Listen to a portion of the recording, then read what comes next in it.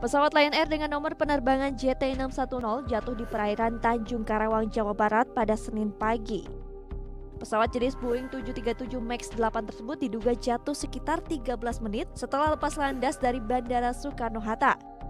Pesawat Lion Air JT610 tujuan Pangkal Pinang ini dijadwalkan bertolak pada pukul 06.10 waktu Indonesia Barat. Namun pesawat tersebut baru terbang pukul 06.20 waktu Indonesia Barat.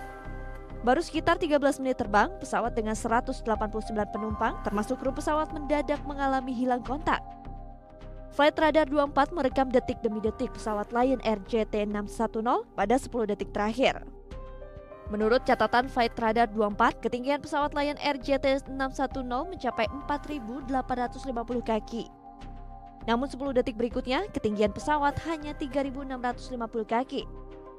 Pesawat tersebut mengalami penurunan ketinggian hingga 1.200 kaki dalam waktu hanya 10 detik.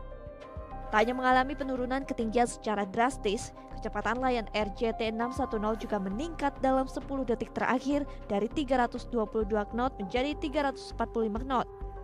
Pada pukul 06.50 waktu Indonesia Barat, Basarnas menerima laporan dari ATC bahwa pesawat Lion Air JT610 rute Jakarta Pangkal Pinang mengalami hilang kontak.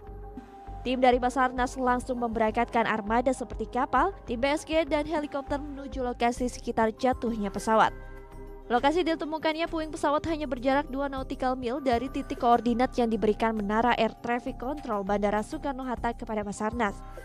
Titik koordinat yang diberikan Menara ATC itu adalah terakhir kalinya kontak dilakukan dengan pesawat.